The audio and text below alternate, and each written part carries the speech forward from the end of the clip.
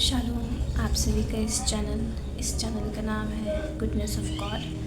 मैं आपका स्वागत करती हूँ, आपको वेलकम करती हूँ और मैं पिता परमेश्वर का धन्यवाद करती हूँ कि उसने ये मौका दिया और ऐसी सोच दी, ऐसा थॉट दिया कि मैं ये चैनल स्टार्ट करने वाली हो सकी हूँ। और इस चैनल में आपको परमेश्वर का वचन मिलेगा और मैं अपनी तरफ से पूरी कोशिश करूँगी कि मैं हर एक चीज़ को गहराई से सोच के समझ के और प्रार्थना के साथ आप सभी को समझा सकूं। और मैं चाहती हूँ कि आप इस वीडियो को पूरी तरीके से देखें, अंत तक देखें और इसके बारे में आप मुझे सजेशंस दे सकते हैं कि इसमें मैं क्या और चीज़ों को ऐड कर सकती हूँ। और अगर आपकी कोई भी प्रेयर रिक्वेस्ट है जो आप चाहते हैं कि मैं आपके लिए करूँ तो आप वो भी कमेंट बॉक्स में लिख के मुझे बता सकते हैं। तो आइए आज का हम जो टॉपिक है उसकी तरफ बढ़ते हैं।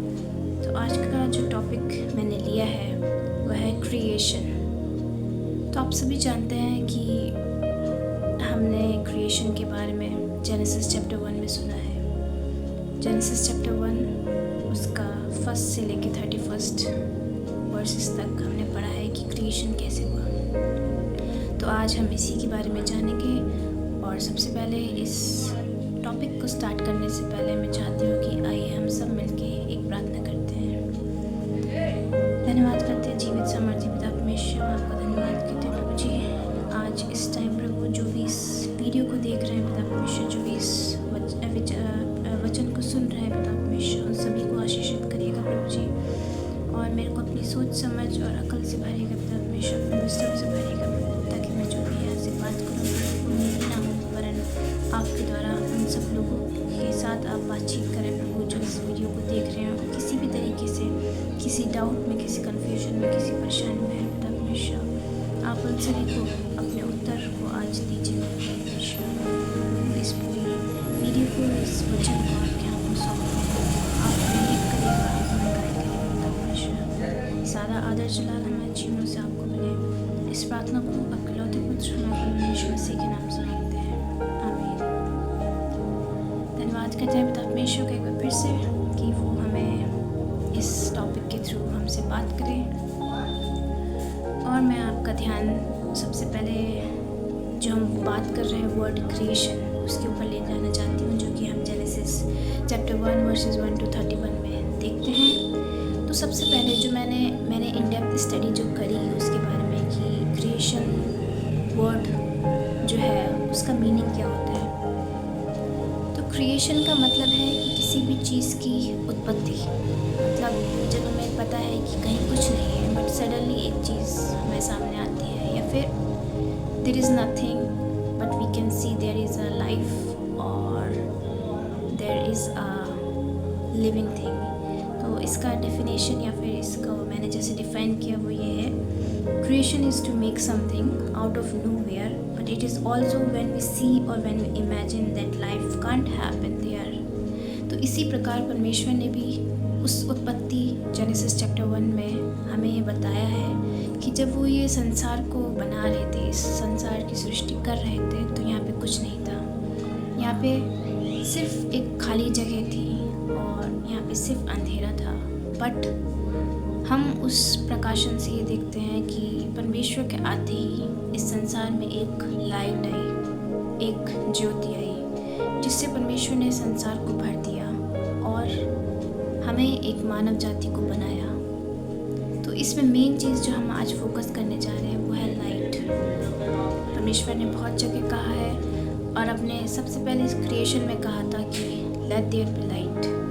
मतलब वो चाह रहे थे कि लाइट हो ताकि जो डार्कनेस हमारे जीवन में है, जो इस पृथ्वी में थी, वो पूरी तरीके से ख़त्म हो जाए। तो मैं परमेश्वर का धन्यवाद करती हूँ कि उसने एक सुंदर क्रिएशन करा, इस वर्ल्ड को बनाया और सबसे मेन उसमें एक लाइट को भेजा ताकि वो आपके और मेरे जीवन को एक प्रकाश में बना सके, ताकि हम अंधेरी चीज़ों में ना रहें बल्कि हम उसकी उस लाइट में रहने वाले हो सकें जो उसने हमारे लिए बनाई है। हम क्या इस जेनेसिस 1 और 1 से लेकर 31 जो वर्सेस हैं उसमें से हम क्या रिसीव कर सकते हैं, क्या ब्लेसिंग को हम रिसीव कर सकते हैं। तो सबसे मेन बात इससे पहले जो हमने बात करी वो है लेट देयर बी लाइट। परमेश्वर ने कहा है की ज्योति हो जाए या प्रकाश हो जाए। हम इस लाइट के बारे में पाते हैं मैथ्यू 5 उसकी वर्सेस 14 और 16 में। वहाँ पे इस प्रकार लिखा है कि तुम जगत की ज्योति हो।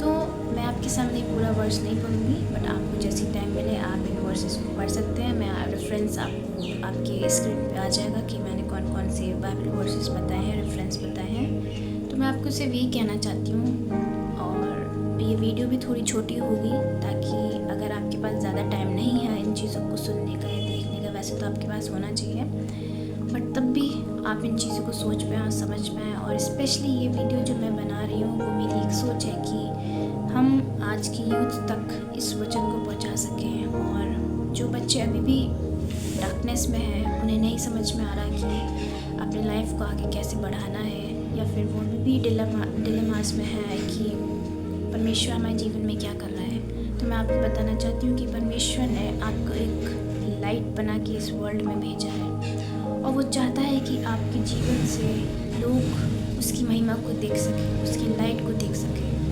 तो मैं आपसे विनती करती हूँ, आपसे रिक्वेस्ट करती हूँ कि अगर आपने आज तक परमेश्वर को टाइम नहीं दिया, या फिर आपने आज तक परमेश्वर को इतनी अनुमति अपनी लाइफ में नहीं दी कि वो आपको लीड कर सके, आपको गाइड कर सके, तो आज ये टाइम होगा कि आप अपने जीवन को उसके हाथों में सरेंडर करें, ताकि वो जो आपके जीवन के लिए चाहता है वो करने वाला हो सके।